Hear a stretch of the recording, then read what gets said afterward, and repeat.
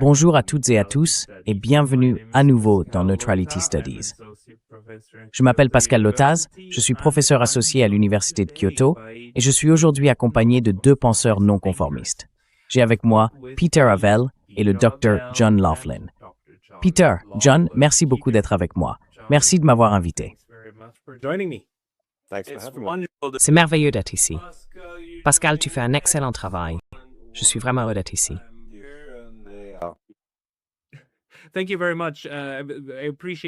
Merci beaucoup. Je vous apprécie tous les deux. Je veux dire, vous êtes dans ce domaine depuis pas mal de temps et vous avez eu la gentillesse de m'inviter plusieurs fois dans votre émission. Et Peter, tu as beaucoup d'émissions dans les médias traditionnels, sur des podcasts et ainsi de suite. Pouvez-vous tous les deux me dire un peu ce qui vous a amené à vous lancer dans le podcasting en venant du monde universitaire, du journalisme et de l'écriture de livres? Peut-être commençons par Peter, puis nous passerons à John.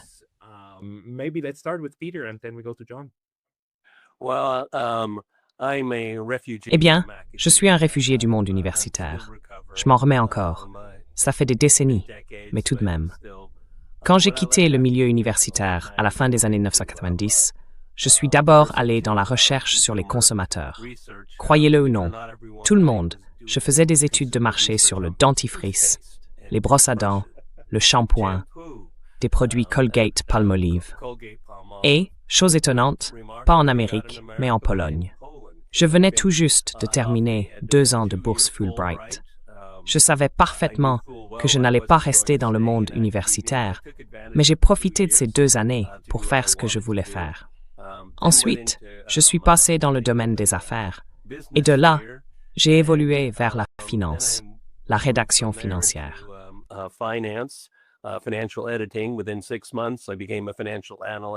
En 6 mois, je suis devenu analyste financier, et quelques mois plus tard, j'étais directeur adjoint du département des finances dans les marchés de capitaux, au sein d'une entreprise multinationale à Varsovie. Franchement, il ne faut pas grand-chose pour devenir analyste financier. D'accord? Ce n'est pas très difficile. Et pour ceux d'entre vous qui ont le choix entre le milieu universitaire et la finance, allez dans la finance, gagnez de l'argent, puis prenez votre retraite, écrivez des livres et faites des podcasts. Puis, en 1998, une opportunité s'est présentée pour faire de la recherche financière et sur les consommateurs en Russie. J'ai travaillé quelque temps à Alpha Bank et j'ai détesté ça du début à la fin. Je n'aime pas la finance. Une grande partie de la finance est vraiment malhonnête, vraiment, et elle est conçue pour l'être.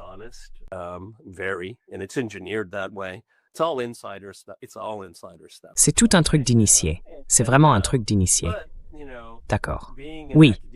Mais vous savez, après avoir passé 10 ans dans le milieu universitaire et vécu dans la pauvreté, entrer dans la finance et soudain entendre « Vous allez me payer ça pour faire ça ?» Bien sûr. Puis la crise financière a frappé en 1998. J'ai été licencié, ce qui était rare en Russie. On m'a même payé pour partir. Après ça, j'ai commencé à écrire des tribunes. J'étais encore en bons termes avec le monde des médias traditionnels. J'ai écrit par exemple pour le Moscow Times. Cela m'a ensuite conduit à écrire pour de nombreux autres médias, comme United Press International. Je ne sais même pas si ça existe encore. Et puis finalement, on a commencé à me payer. Et ensuite, vous savez, tout le monde connaît la suite. RT est arrivé, et le reste appartient à l'histoire.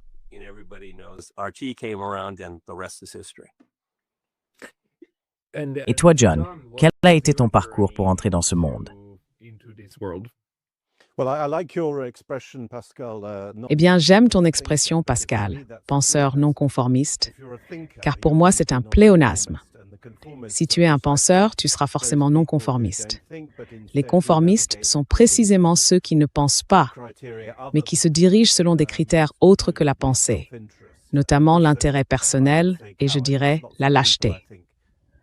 Beaucoup de gens, je crois, se comportent en fonction de ce qu'ils pensent que leurs collègues et amis aimeraient entendre.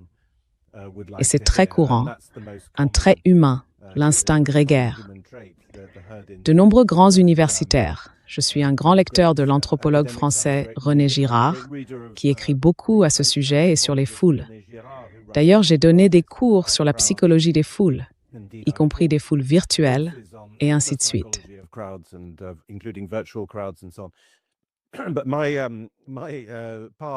Mais mon parcours est à l'opposé de celui de Peter, car je suis aujourd'hui universitaire à plein temps, même si je ne l'étais pas encore il y a 3 ou 4 ans. J'enseigne dans une université privée de l'ouest de la France et j'enseigne également à Paris, où je vis. Mon parcours a véritablement commencé dans les années 1990. Alors que je rédigeais encore ma thèse de doctorat, j'ai travaillé pour un député conservateur britannique qui menait campagne contre le traité de Maastricht depuis les bancs conservateurs. Ce fut un épisode célèbre, celui des rebelles de Maastricht, qui s'opposaient à John Major et qui, bien sûr, avaient soutenu Madame Thatcher avant qu'elle ne soit renversée en novembre 1990. Ainsi, durant les années 90, j'ai beaucoup travaillé, notamment en écrivant des ouvrages sur la souveraineté et sur la question européenne en général, mais plus particulièrement sur la souveraineté.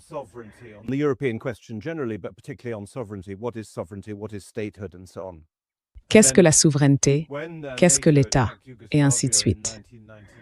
Puis, lorsque l'OTAN a attaqué la Yougoslavie en 1989, cela a été, je suppose, mon réveil, car comme beaucoup de conservateurs britanniques, j'étais une sorte d'atlantiste sans réflexion.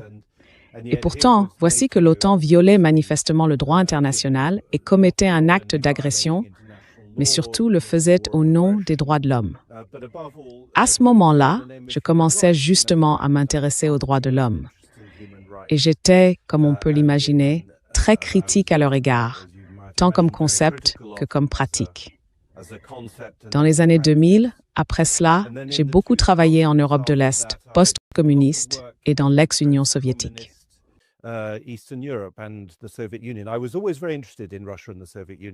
J'ai toujours été très intéressé par la Russie et l'Union soviétique, et j'ai voyagé plusieurs fois derrière le rideau de fer avant sa chute, y compris en Union soviétique.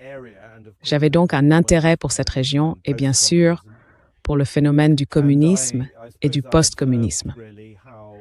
Je suppose que j'ai vraiment observé comment la guerre du Kosovo fut, comme je l'ai souvent appelée, une guerre de la nouvelle gauche contre l'ancienne gauche.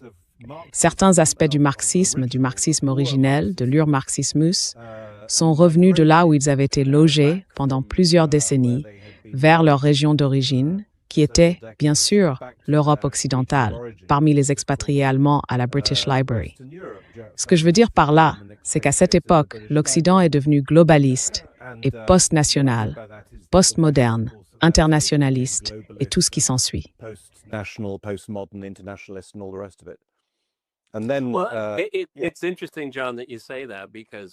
C'est intéressant, John, que tu dises cela, parce que peut-être que mon épiphanie, c'est que, tu sais, j'ai vécu en Pologne pendant 10 ans, et une bonne partie de ce temps-là, c'était sous le régime communiste.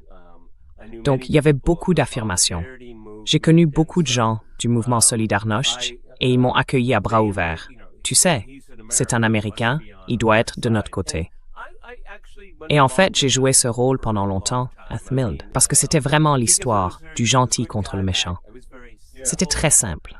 J'avais fait mes études à l'Université de Californie, et pour tout ce qui concernait l'économie, la géographie, la politique, les relations internationales, c'étaient tous des émigrés d'Europe de l'Est, sans exception.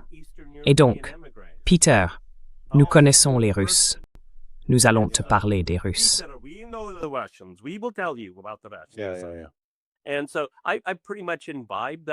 Et donc, j'ai à peu près tout absorbé. Je ne me suis pas vraiment posé de questions. Et quand on est jeune, 20, 21, 22 ans, et qu'on a une cause comme, disons, Solidarność, c'était stimulant. Parce que c'était quelque chose d'unique, quelque chose que personne d'autre que je connaissais ne vivait. C'était en quelque sorte un exercice utile pour découvrir le monde. Mais ma révélation est venue quand j'ai déménagé en Russie. Eh bien, je voulais gagner de l'argent. Donc, en 98, tu as déménagé en 98, n'est-ce pas? Je me suis dit, peut-être que je resterai ici quelques années, histoire de remplir mes poches. Je me souviens que je logeais à l'Hôtel National, juste en face du Kremlin. Et donc, on est venu me chercher à l'aéroport et on m'a déposé là-bas.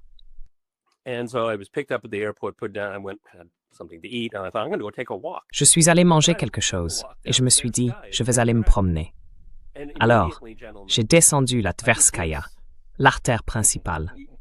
Et immédiatement, messieurs, j'ai fait cela, c'est ce que nous redoutions. Et vous savez, en vivant ici, on commence à se rendre compte que ces gens n'ont rien à voir avec la caricature dans laquelle j'ai grandi, renforcée par le monde universitaire et par la vie en Europe communiste. Et quand on vit une telle rupture, on se rend soudain compte qu'il faudrait peut-être faire un peu d'introspection. Et c'est ce qui s'est passé. Je veux dire, avec tout le respect que je dois à notre collègue universitaire ici présent, pratiquement tout ce que j'ai appris en tant qu'étudiant à l'université en Californie était faux, inexact ou mensonger. Oh, je suis d'accord avec ça. Je pense que les universités sont en grande partie épouvantables.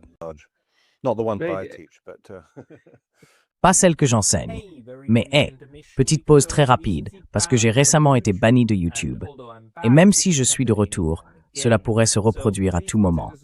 Alors, s'il vous plaît, pensez à vous abonner non seulement ici, mais aussi à ma liste de diffusion sur Substack. C'est pacalotaz.substack.com. Le lien sera dans la description ci-dessous. Et maintenant, retour à la vidéo. Donc vous savez, nous avons cette idée que les universités sont des lieux d'apprentissage universel, d'ouverture, et vous savez, de recherche sur la réalité. Et puis on se tourne vers les scientifiques naturels et on se rend compte qu'ils ont beaucoup de matière à explorer et qu'ils disposent de ces magnifiques méthodes, notamment la réalisation d'expériences, etc.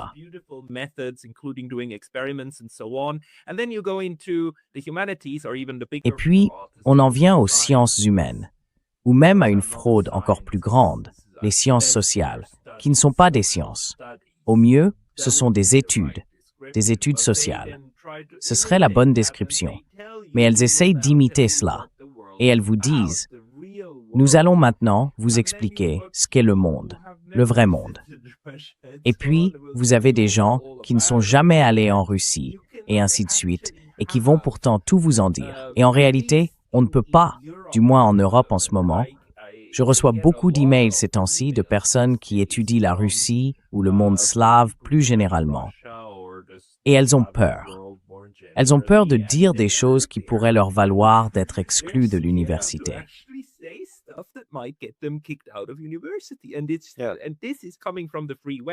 Et cela vient de l'Occident libre. Quand c'est arrivé pour la première fois et qu'on m'a contacté, je me suis dit « Oh, ça doit être quelque chose de nouveau ». Mais ensuite, j'ai commencé à parler avec des gens et j'ai réalisé que non, attendez une seconde, l'Occident n'a jamais été ce phare. Il ne l'a jamais été. Excellent point. Il ne l'a jamais été. Comment est-il si facile de tromper les gens en leur faisant croire qu'ils vivent dans un monde qui, dès qu'on met à l'épreuve ses principes et ses valeurs, se révèle ne pas être ainsi? Quelle est ta conclusion à ce stade de ta vie après avoir vécu tout cela? À toi de commencer, John. Vas-y, Chuck.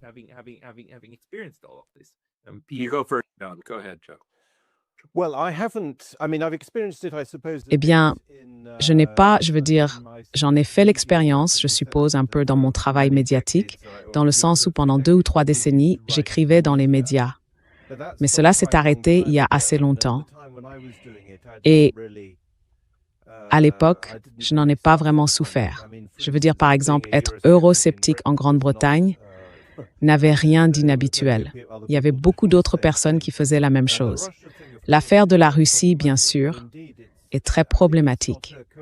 Mais je pense que ce n'est pas une coïncidence si je n'ai plus aucune présence dans les médias britanniques. D'ailleurs, George Galloway a récemment fait remarquer ce point. George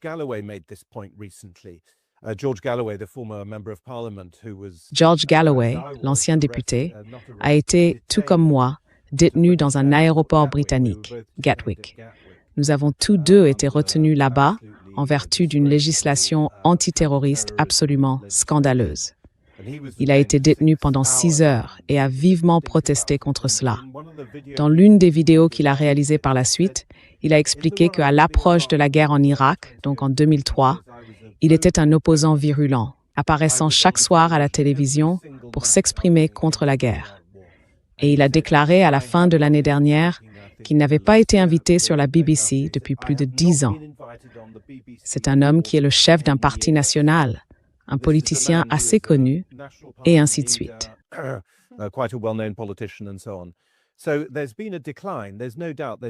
Donc, il y a eu un déclin.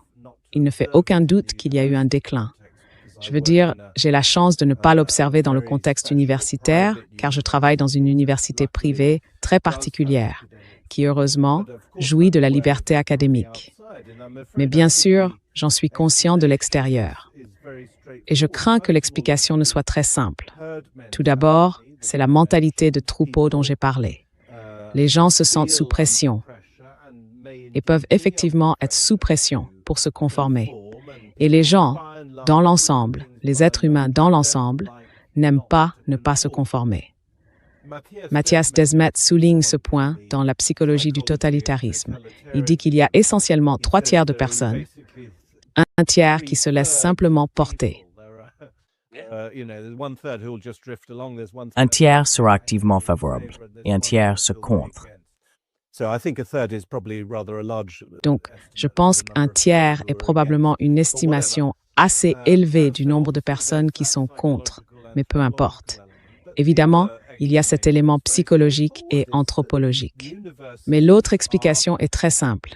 Les universités dépendent bien sûr en grande partie de l'argent public, et pour obtenir des subventions de recherche, etc.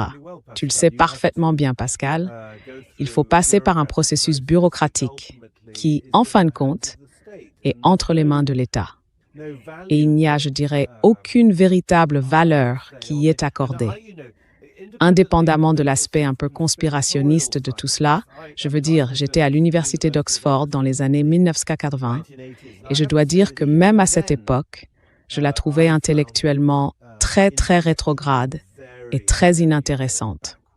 Je me souviens que quelqu'un m'avait dit à l'époque, « Tu n'as pas besoin d'être universitaire pour réfléchir. » Et je pense que la personne qui m'a dit cela m'a probablement encouragé à ne pas devenir universitaire, ce que je n'ai pas été pendant la majeure partie de ma carrière.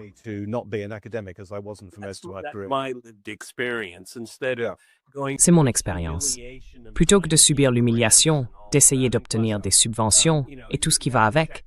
Et puis, vous savez, il faut cocher les cases. Vous voyez ce que je veux dire? Ils cherchent à donner. Enfin, je pense que tout le monde a compris ce que je veux dire. Je ne correspondais pas à ce profil. Et je ne me plains pas. Je constate simplement un fait, d'accord? Oui. Et donc, c'est l'une des choses que j'ai apprises dans ce domaine. Je n'ai pas besoin d'être dans la tour d'ivoire pour parler à des gens qui y sont. C'est un raccourci, non? J'adore ça. Être, vous savez, mis à l'écart. J'ai reçu Stephen Cohen plusieurs fois dans mon émission, et c'était toujours un plaisir, surtout quand il venait à Moscou avec sa femme.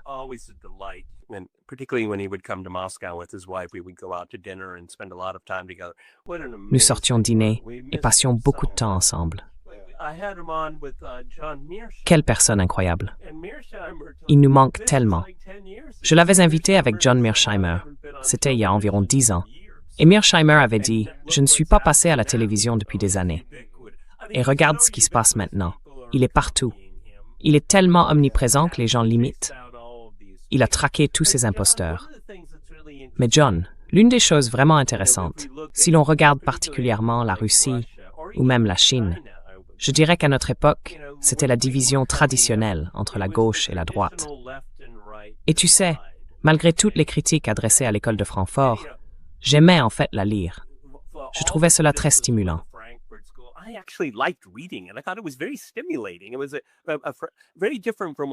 C'était très différent des autres paradigmes. Je ne pense pas que ce soit une bonne idée de l'adopter comme un manuel d'utilisation, mais c'était l'axe ici. Mais que se passe-t-il lorsqu'on a un pays comme la Russie ou la Chine qui ne sont plus vraiment idéologiques? Comment les critiquer? D'accord. Et puis, vous savez, la Russie est un pays fondamentalement très conservateur. Donc on ne peut pas simplement dire « c'est communiste ». Les gens font encore des lapsus et disent « les soviétiques ». Je veux dire, les Russes eux-mêmes le disent encore tout le temps. Donc critiquer un pays comme la Russie dans un sens normatif est devenu très très difficile. C'est juste « oh, ce sont des barbares, ils sont notre antithèse », ce qui est une critique tellement infantile. Je veux dire, on n'apprend rien de cela.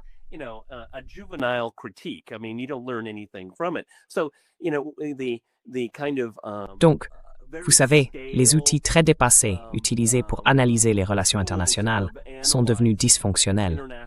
Et ensuite, tout cela est devenu absurde. Et puis, il faut ajouter le fait que nous connaissons un certain nombre de personnes, je ne les citerai pas, qu'il s'agisse d'universitaires ou de quasi-universitaires, qui disent « Désolé, je ne peux pas venir, c'est un peu trop sensible en ce moment. » Et je comprends parfaitement cela. Je veux dire, ce sont des gens en Occident qui ont le courage de défendre la liberté d'expression. Je ne suis pas un héros pour le faire, car il n'y a aucune répercussion pour moi. Mais c'est là le changement fondamental. La peur, la véritable peur que les gens ressentent. Je veux dire, il y a certaines personnes, encore une fois, je ne veux pas citer de nom, mais il y en a dans le milieu des podcasts que je suis très régulièrement, et je suis en contact avec eux tout le temps. Et ils me disent simplement, ce n'est pas le bon moment. Ce n'est vraiment pas le bon moment.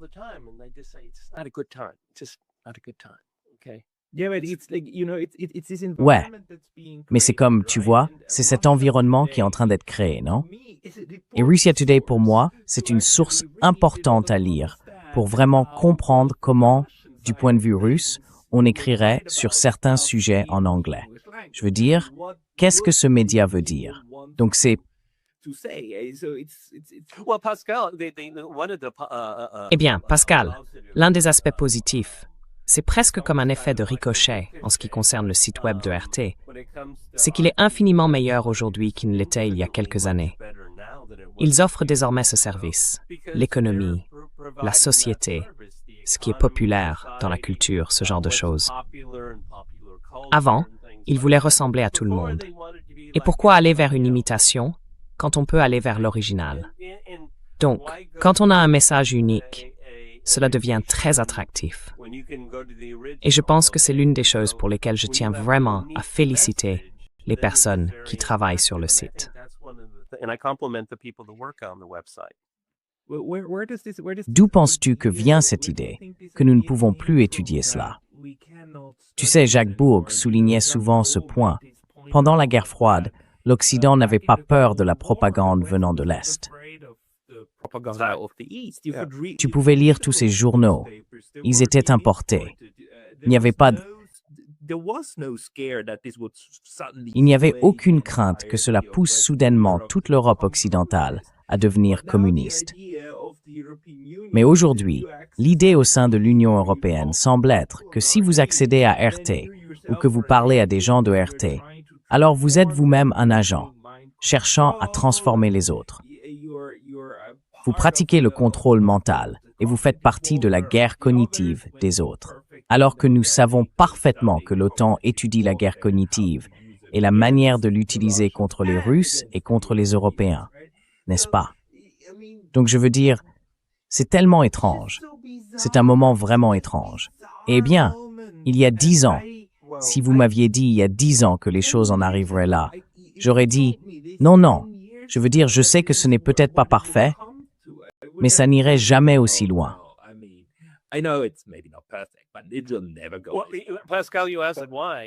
Pascal, tu as demandé pourquoi. Eh bien, parce que des gens comme Hayek, Hollis et Wunderlein sont au pouvoir. Les gens ont une intelligence et une créativité très limitées, car les arguments qu'ils avancent sont tellement faibles qu'ils en deviennent risibles.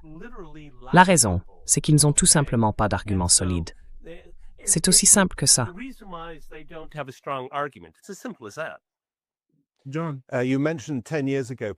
John, tu as mentionné il y a 10 ans. Pascal, tu as dit qu'il n'aurait pas cru cela il y a 10 ans. Et je pense qu'il y a 10 ans, c'est à peu près juste. Beaucoup des tendances qui ont aujourd'hui atteint un degré très grave, très dangereux, ont effectivement commencé il y a 10 ans. 2016, bien sûr, étant l'année où Trump a été élu pour la première fois et celle du référendum sur le Brexit. Je veux dire, je l'ai évoqué brièvement plus tôt. C'est un vaste sujet, mais je crois très fermement, et j'ai beaucoup écrit à ce propos, qu'il y a eu une sorte de translatio imperia du marxisme, de la Russie soviétique vers l'Europe. Je le crois vraiment. Et tu sais, comme l'a dit Vladimir Bukovski, j'ai vécu votre avenir, un dissident soviétique vivant en Europe.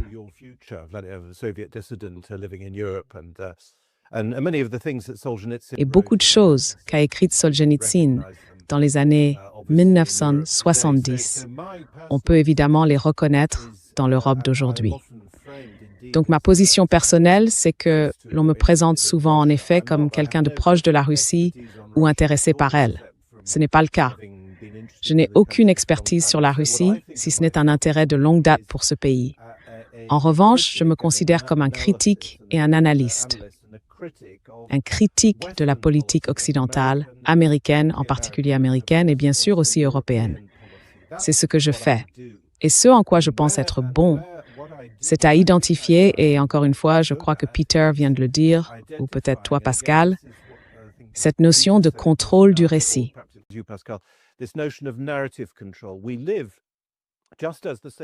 Nous vivons, tout comme les Soviétiques autrefois, dans des sociétés profondément idéologiques.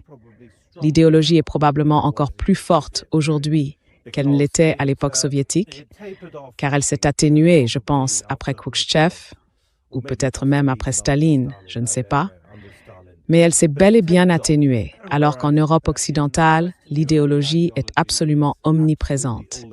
Et elle l'est à un point tel que, non seulement elle produit les effets anthropologiques que j'ai mentionnés plus tôt, mais elle implique aussi, et Peter et moi en avons parlé dans notre podcast, qu'une très grande partie, voire la totalité, de l'activité gouvernementale en Europe occidentale est désormais consacrée au contrôle du récit.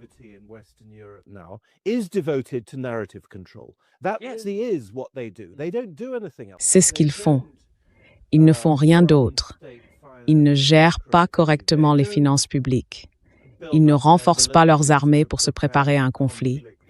Ils ne protègent pas leur population avec des forces de police adéquates.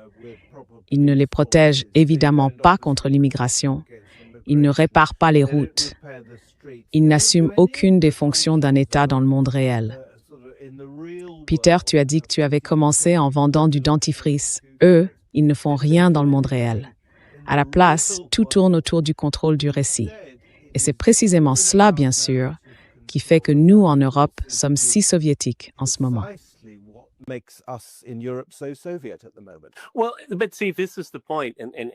Eh bien, voyez-vous, c'est justement là le point. Et John a tout à fait raison. Tout ce que je fais dans le domaine des podcasts et dans mon émission, je ne propage rien. Je fais de la critique. Je ne fais que critiquer les récits occidentaux. C'est tout ce que je fais. Je ne veux pas réduire cela. C'est ce que je fais. Parce que, vous savez, quand RT a été lancé, nous voulions expliquer la Russie au monde. Et j'ai simplement dit que c'était presque impossible, parce que la télévision est linéaire. On ne peut pas s'arrêter, et comme lorsqu'on lit un livre, dire « Tu as lu ça? Qu'est-ce que ça veut dire? Laisse-moi revenir au début. » On ne peut pas faire ça.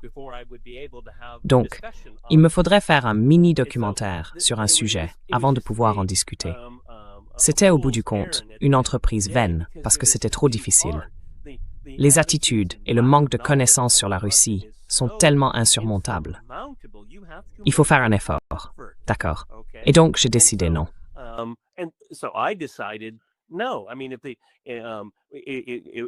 Je veux dire, je critiquerai la critique de la Russie. C'est ce que je fais, presque tout le temps. Oui, j'aimerais que nous soyons tous les trois, peut-être en ajoutant George Samueli et Mark Sloboda, et que nous fassions une table ronde hebdomadaire de 2 heures sur certains sujets. La révolution a-t-elle été un succès? Et ensuite, les gens peuvent en tirer des leçons. Mais si je dis simplement « c'était un succès », alors sur quoi vous basez-vous? Que voulez-vous dire par succès? Et bien sûr, si nous avions un panel comme celui-là, John dirait « Eh bien, Peter, qu'est-ce que cela signifie, être un succès ?» Et je serais d'accord avec John. Je veux dire, ils n'ont pas de nouvelles idées en Occident. Et ils sont terrifiés à l'idée de perdre le pouvoir. Et nous avons ces choses qu'on appelle des élections. Non, il y a beaucoup de référendums. On ne vous donne pas le choix. On vous demande encore et encore, avec tout le décorum et les artifices, de réaffirmer le statu quo. C'est tout ce que font les élections aujourd'hui en Occident.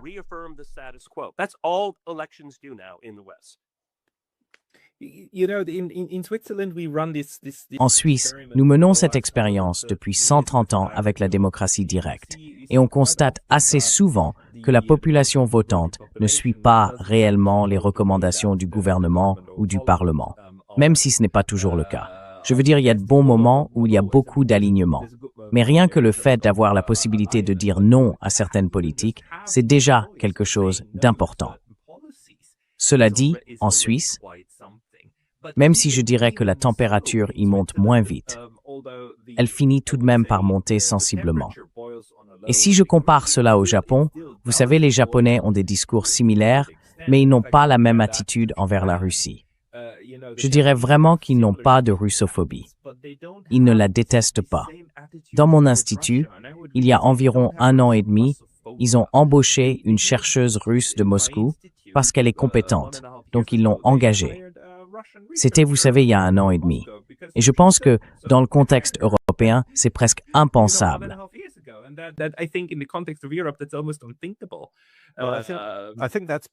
Je pense que c'est parce que la russophobie est un phénomène spécifiquement européen. Elle en dit plus sur l'Europe que sur la Russie. C'est très britannique. Oui, l'Europe a une longue histoire à ce sujet. Il existe des livres qui en parlent. L'un de vos compatriotes, Pascal Lotaz, a écrit, je crois qu'il a écrit un très bon livre à ce propos. Il y a aussi un livre italien sur le sujet, il y a beaucoup d'ouvrages à ce sujet. Et autant que je m'en souvienne, ils disent tous que cela fait partie de l'image que l'Europe a d'elle-même, l'image que l'Europe occidentale a d'elle-même. Donc toute cette idée selon laquelle la Russie serait arriérée et barbare, et que, vous savez, nous serions plus progressistes, tout cela fait partie du progressisme ouest-européen, sur lequel d'ailleurs je donne des cours. Le progressisme a commencé au XVIIe siècle. Et c'est bien sûr à cette époque que la Russie, comme nous le savons, Pierre le Grand, est allé aux Pays-Bas, et ainsi de suite. Et cette image d'une Russie en retard, eh bien, tout le monde était en retard par rapport aux Pays-Bas, je pense, au XVIIe siècle.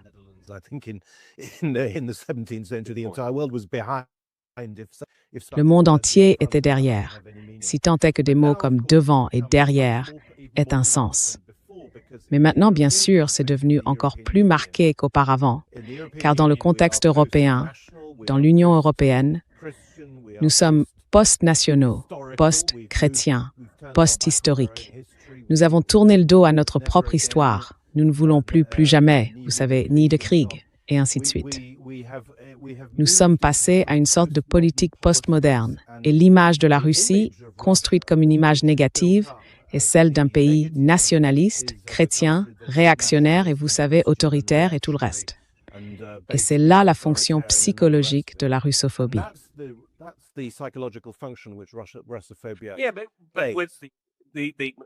Oui, mais la russophobie est aussi un mécanisme permettant de projeter toutes les caractéristiques négatives sur l'autre, des caractéristiques qui font pourtant pleinement partie de l'expérience européenne. L'exploitation, par exemple, l'impérialisme, le colonialisme et tout cela. Et, tu sais, John a énuméré un certain nombre de choses. Mais tu sais, chrétien, conservateur, respectueux de l'histoire, respectueux de la génération plus âgée. J'aime bien ces choses-là. Alors, vous savez, traitez-moi de réactionnaire si vous voulez. Bon, maintenant c'est vraiment intéressant. On retrouve le même genre de dynamique de guerre froide.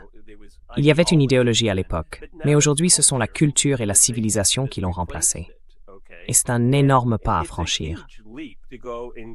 Je veux dire, l'Occident, en particulier les États-Unis, fait cela avec l'Iran depuis 1969.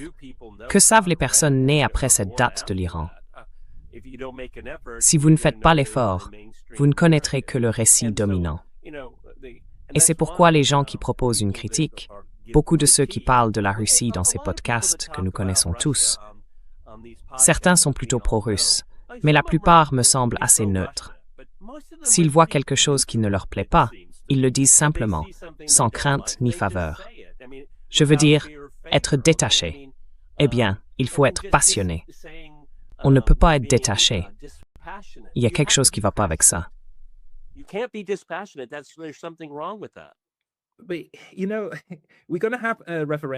Tu sais, nous allons avoir un référendum en Suisse, soit à l'automne de cette année, soit au printemps prochain. Ce genre de choses prend toujours beaucoup de temps. Il s'agit d'inscrire une véritable définition de la neutralité dans notre Constitution, car pour l'instant, la Constitution la mentionne, mais ne la définit pas. Et cette proposition particulière dit, en gros, d'accord, maintenant, il faut aussi comprendre la neutralité dans le domaine économique. Donc pas de sanctions, si possible. Il y a des astérisques, bien sûr, mais il veut vraiment changer cela.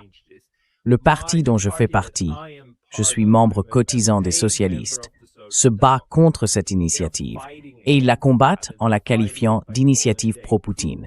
Et c'est tellement infantile.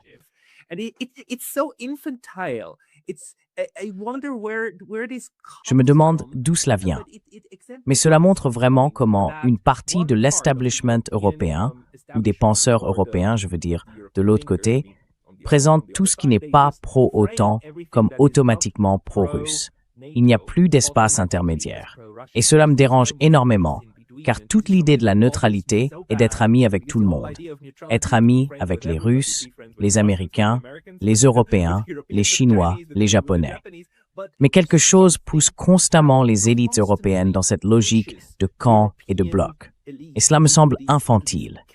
Je ne sais pas comment tu vois cela.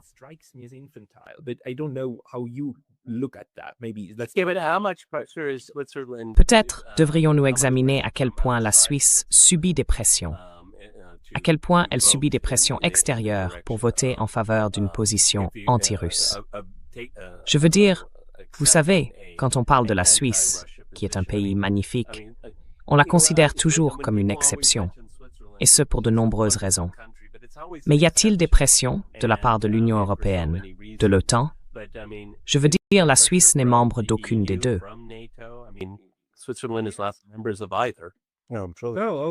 Non, mais la pression est forte. Et la pression vient aussi de l'intérieur. Je veux dire, depuis 4 ans, ils publient livre blanc après livre blanc en disant « En gros, nous sommes neutres, mais nous allons pratiquer l'intégration avec l'OTAN, vous voyez. » Ouais, mais ça dure depuis longtemps. Ouais. C'est la même chose en Irlande. C'est la même chose en Autriche. C'est cette emprise mentale qui a touché les Allemands et les Français et qui a également gagné les autres pays neutres. Il s'agit essentiellement de concevoir la sécurité uniquement dans cette logique occidentale, cette idée de dissuasion. Nous avons une dissuasion contre les Russes. Encore une fois, Pascal, tu as abordé ce sujet dans ton propre podcast. Je ne me souviens plus de son nom, mais cette jeune femme allemande, tu as mentionné son prénom. Nel Bonilla. Quoi? Nel Bonilla. Oui, Nel Bonilla. C'est exact. Vous avez fait un podcast sur l'État sécuritaire. Et c'est un sujet qui me tient également très à cœur. Elle expose ce point de manière très convaincante. Ensuite, vous et moi avons échangé des emails à ce sujet. Nous avons découvert, le parti pour lequel je travaille aux Pays-Bas a découvert, que les États membres de l'OTAN sont soumis à certains objectifs secrets de l'OTAN. Cela a été révélé lorsqu'une ministre néerlandaise, la ministre de la Santé en l'occurrence, a déclaré qu'elle ne pouvait pas mener certaines politiques à cause de ces objectifs de l'OTAN. L'un de nos députés a soumis des questions au gouvernement néerlandais et a obtenu des réponses. Il a été indiqué très clairement dans les réponses écrites que nous avons publiées que ces objectifs, ou plutôt ces obligations, sont secrets mais obligatoires. Et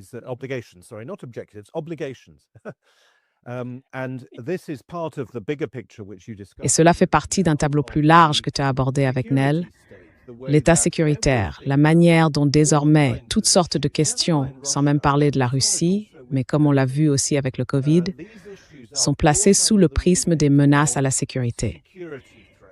Et quand je dis sous le prisme, l'exemple que je cite très souvent, encore une fois tiré de 2016, est un débat au Parlement européen sur la communication stratégique, où la Commission n'était pas représentée par le directeur général de la communication, la partie de la Commission censée en gros faire la propagande de la Commission. Non, le commissaire qui s'est exprimé au nom de la Commission sur cette question de communication stratégique était le commissaire à la sécurité.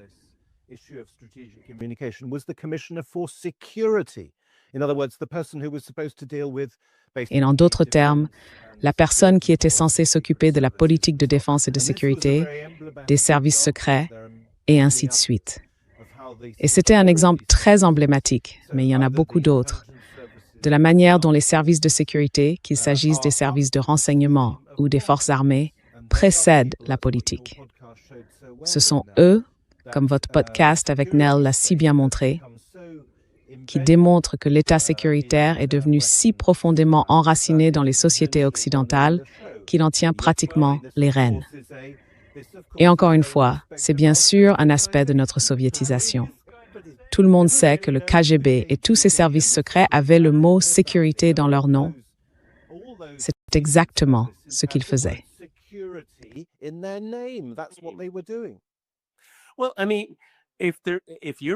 Eh bien, je veux dire, si l'Europe a besoin de dissuasion, elle en a besoin à la lumière des États-Unis, ce qui est en quelque sorte un sujet tabou. Pourquoi ne peut-on pas en parler?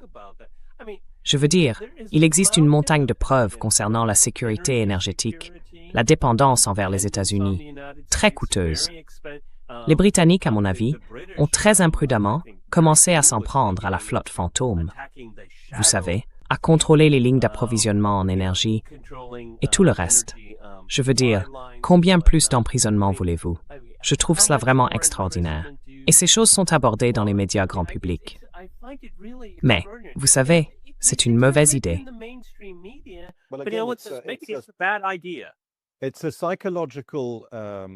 C'est un problème psychologique. Il n'a pas de nom à ma connaissance en psychologie, mais il est très bien décrit dans un merveilleux livre de l'auteur suisse Max Frisch, Biedermann und die Brandstifter. Biedermann et les incendiaires. C'est une pièce qui raconte l'histoire d'un homme qui loue des chambres dans sa maison. Biedermann est un homme très bien pensant, comme son nom l'indique, un homme bon, mais plutôt étroit d'esprit, petit bourgeois. Et il loue des chambres à des gens qui, comme le public le comprend très vite, sont des incendiaires. Ce sont eux qui mettent le feu aux bâtiments de la ville. Et lui, bien sûr, refuse de croire les preuves qui s'offrent à ses yeux. La pièce, qui est une sorte de psychodrame remarquable, se termine avec l'un de ces incendiaires descendant de sa chambre à l'étage et demandant à Herr Biedermann s'il peut lui prêter une allumette.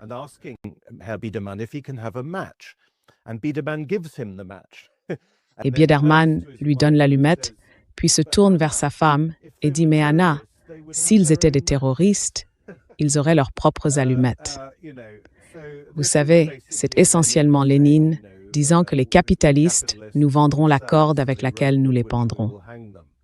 L'Europe est clairement le théâtre, l'un des théâtres, le principal théâtre, d'une guerre énergétique entre les États-Unis et la Russie, qui a commencé il y a une vingtaine d'années, lorsque l'Amérique a découvert la fracturation hydraulique et est devenue un grand exportateur de gaz. Et l'Europe est le marché naturel. Pourtant, nous en Europe, nos dirigeants européens, nous trouvons dans une situation à la Biedermann où nous nous sommes piégés nous-mêmes. Et la vérité, si elle devait jamais être révélée, serait tout simplement trop difficile à supporter. L'humanité m'a été due par Torstregberen.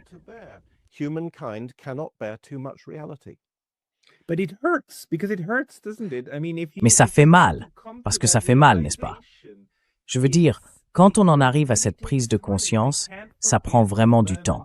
Je ne peux pas oublier ce moment. Tu sais, quand l'opération militaire spéciale, la guerre à grande échelle, a commencé en février il y a 4 ans, n'est-ce pas? J'étais anéanti. Et je sais, Peter, que tu l'avais prédit. J'ai toujours pensé que les gens finiraient par se calmer. Et je le pensais, parce que je savais quelle était la solution. La solution, c'était que l'Ukraine revienne à la neutralité, parce que la neutralité répondrait aux besoins de sécurité de tout le monde.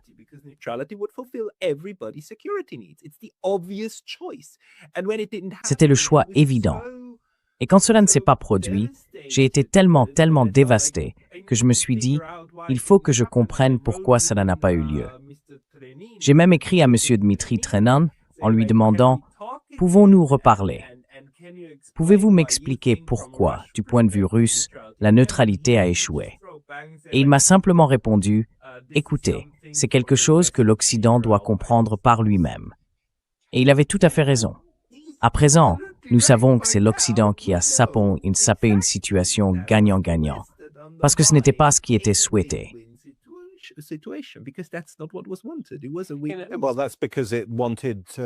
Eh bien, c'est parce qu'il le voulait.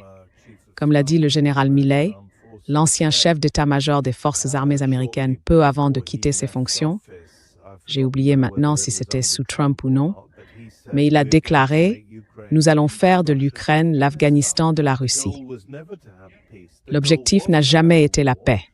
L'objectif était la guerre, parce qu'on croyait, et il croyait encore, que le ministre polonais des Affaires étrangères, Radek Sikorski, mon ancien camarade d'Oxford, avait dit « Nous allons mener ce combat pendant encore 2 ans, et dans 2 ans, l'économie russe s'effondrera. » Voilà la politique.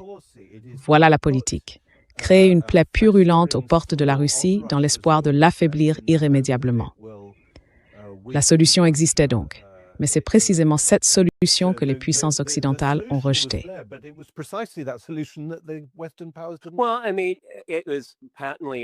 Eh bien, je veux dire, il était manifestement évident que le processus de Minsk était une complète imposture. Il l'a toujours été, et Merkel l'a admis publiquement. Mais c'était bien connu ici. Il y avait en plus beaucoup de frustration.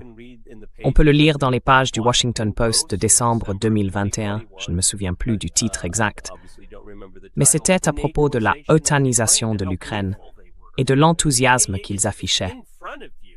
Je veux dire, c'est là, sous vos yeux, l'échec du processus de Minsk, puis l'otanisation, et ensuite l'attitude très désinvolte de l'administration Biden. Et l'une des choses dont j'ai parlé à l'époque, c'est que les gens disaient, vous savez, transformer le rouble en gravat. Et j'ai dit non, non. Ils ont tiré les leçons des sanctions de 2014 au moment de la Crimée et ils s'y sont vraiment appliqués.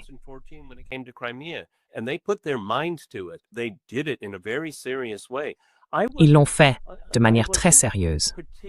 Je n'étais pas particulièrement inquiet d'être écrasé économiquement. Ce qui m'inquiétait davantage, c'était la façon dont les Russes allaient être écrasés psychologiquement. Car je leur ai dit, la grande expérience de Pierre le Grand est arrivée à son terme. Elle s'est terminée en 2014. Les gens ont commencé à s'en rendre compte en 2022. J'étais donc préparé psychologiquement à cela. Et je suis désolé, messieurs, mais je l'ai accueilli favorablement. Je n'ai pas accueilli la guerre, j'ai accueilli la séparation. La Russie doit être isolée de l'Occident pendant une génération, car l'Occident va traverser ses convulsions. Et cela va être chaotique. Ce sera très triste, peut-être même violent. Et je veux que la Russie soit protégée de cela. Oui, parce qu'il n'y a ici aucun correctif. Cela doit échouer. Désolé. Comment est-ce pour vous, en tant que citoyen américain? Parce que dans mon... Je suis aussi citoyen russe. Mais tu sais, si tu étais un citoyen européen, tu serais probablement déjà sanctionné. Mais j'ai l'impression qu'aux États-Unis, malgré tout ce qu'ils ont fait, certaines de leurs valeurs, comme la liberté d'expression, restent plus solides. Les Américains n'ont généralement pas peur d'aller sur une chaîne de télévision russe. Les Européens, eux, si.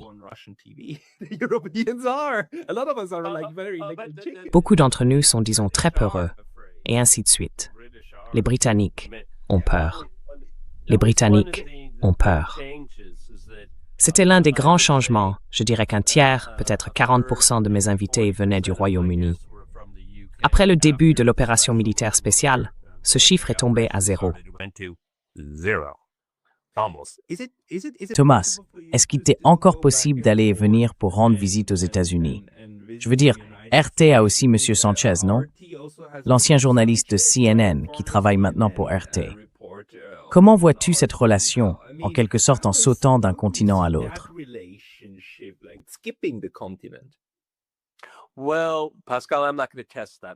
Eh bien, Pascal, je ne vais pas mettre cette proposition à l'épreuve. D'accord? Parce que ça n'en vaut pas la peine. J'ai une vie bien remplie ici. J'ai une famille, des biens, des avoirs, des chiens. Il n'y a pas une chance sur 100 que je prenne le risque de tout perdre. Donc, je suis tout à fait prêt à attendre. Mais je pense que l'une des choses que l'on constate, c'est cette obsession, dans beaucoup de ces podcasts, pour ce que j'appelle le dernier soufflisme. Quand l'Ukraine va-t-elle enfin s'effondrer? Et quand on se lance dans le jeu des prédictions, on finit généralement par se couvrir de ridicule.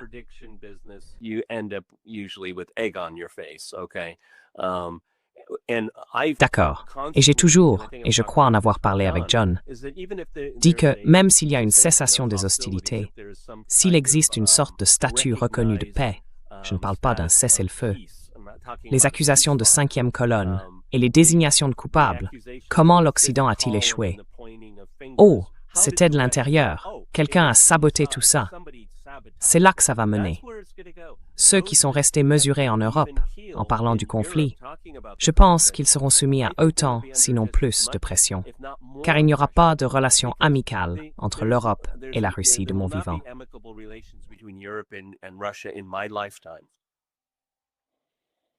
Tu le penses aussi, John? Oui, je le pense. Je le pense, oui. Ces ponts sont-ils brûlés pour les 50 prochaines années? Absolument, oui. Je crois que c'est une question générationnelle, sans aucun doute. D'autant plus d'ailleurs que, comme nous l'avons déjà évoqué indirectement, il y avait une énorme montée des tensions bien avant l'invasion de l'Ukraine, bien avant 2022.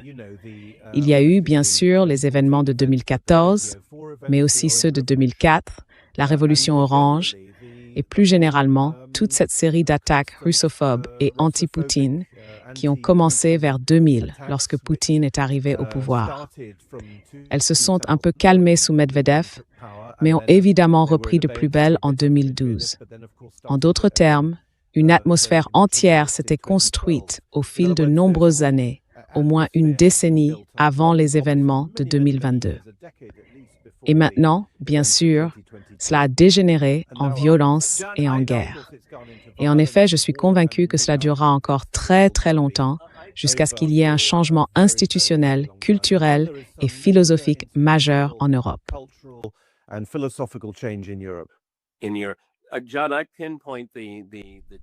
John, je situe le changement à l'affaire Yukos.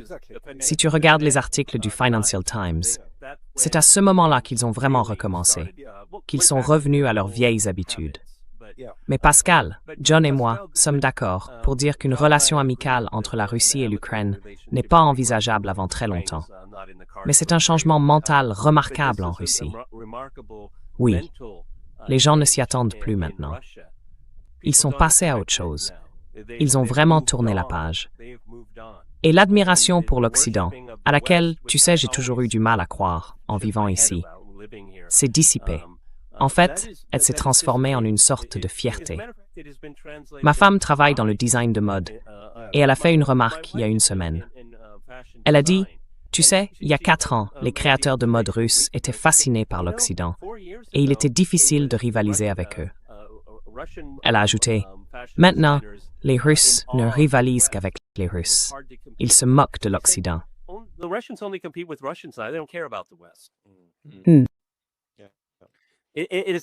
C'est arrivé. C'est un changement remarquable, parce que, vous le savez tous les deux, les occidentalistes et les slavophiles, ce débat qui dure depuis plus de 100 ans en Russie, c'est l'agression occidentale, la russophobie occidentale, qui a en quelque sorte tranché ce débat. Qu'en penses-tu? Dimanche, il y a eu cette élection intéressante au Japon. À ton avis, que pensent les Russes du Japon? D'un côté, il fait partie du camp occidental. De l'autre, c'est un peu différent. J'ai fait la prédiction que le Japon subit actuellement une forte pression systémique pour peut-être chercher un rapprochement avec la Russie, simplement pour mettre la main sur le pétrole et le gaz sur lesquels il travaille. Penses-tu que la Russie voit le Japon différemment?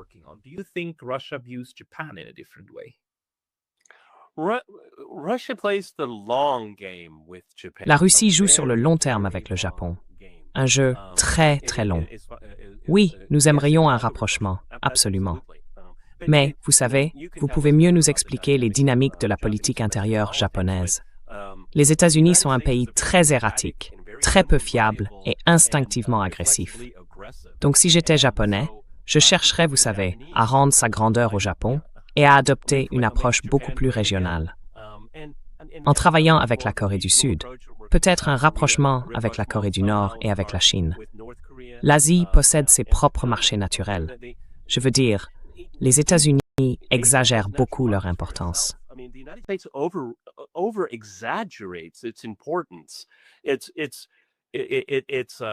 Sa pièce sur l'échiquier, c'est bien sûr l'armée. Mais à tous les autres égards, elle devient de moins en moins significative.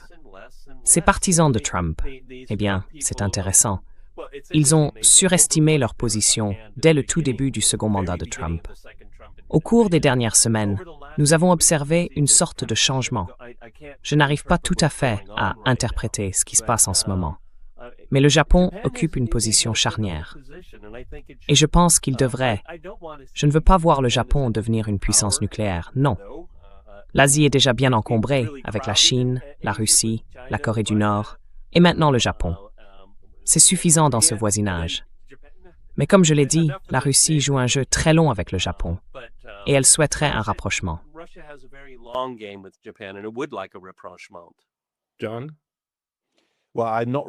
John, eh bien, je ne suis pas vraiment qualifié pour répondre, mais j'imagine qu'ils prendront en compte deux facteurs plus ou moins immuables.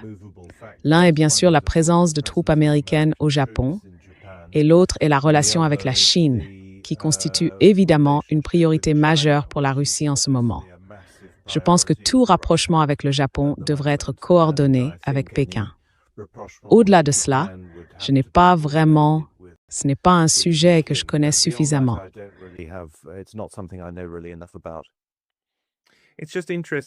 C'est intéressant parce que la Russie est immense et qu'elle a des intérêts dans tellement de domaines.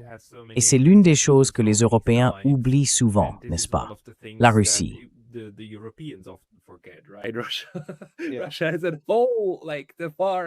La Russie est, disons, à bout de force, en Extrême-Orient et ailleurs. Tu vois, mais regarde, Pascal, l'une des choses qui, à mon avis, est mal comprise, ou pas assez bien comprise, c'est que la Russie est fondamentalement une puissance du statu quo.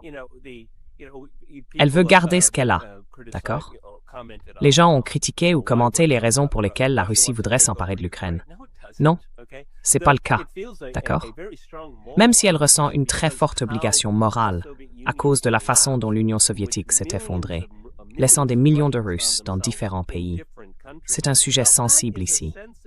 Je veux que nos téléspectateurs comprennent que de 2014 à 2022, Poutine a été sévèrement critiqué à propos du Donbass et d'autres régions à majorité russe.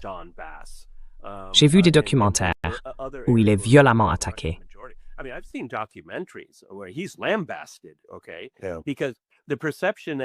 D'accord, parce qu'à cette époque, la perception était que la Russie s'ingérait en Ukraine. Et les Russes disaient que la Russie ne s'ingérait pas assez en Ukraine. Oui, il a vraiment reconnu, et son administration l'a admis, qu'il s'était trompé à plusieurs reprises, depuis la Révolution orange jusqu'au coup d'État du Maïdan. Donc, cela fait longtemps qu'il mène une politique de correction, et aussi une politique politique. Parce que je rappelais toujours aux gens qu'avant l'opération militaire spéciale, voyez, Pascal, John, voyez-vous chaque jour des images et des vidéos montrant comment les habitants du Donbass étaient massacrés par le régime de Kiev? Non, vous ne les voyez pas. Bien sûr que non. Il n'y avait aucune diffusion. Oui, vous ne les voyez pas.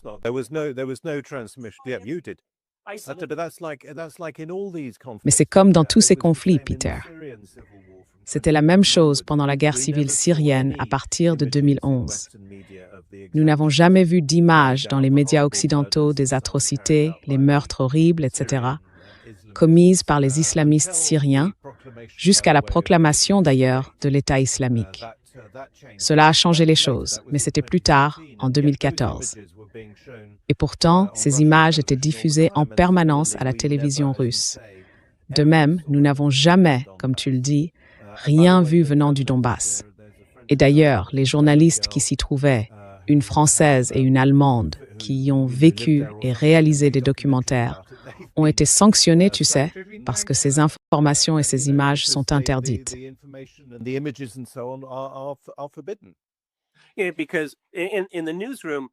Parce que, dans la salle de rédaction, lorsque nous diffusions ces vidéos, les gens disaient « J'ai de la famille dans ce village ».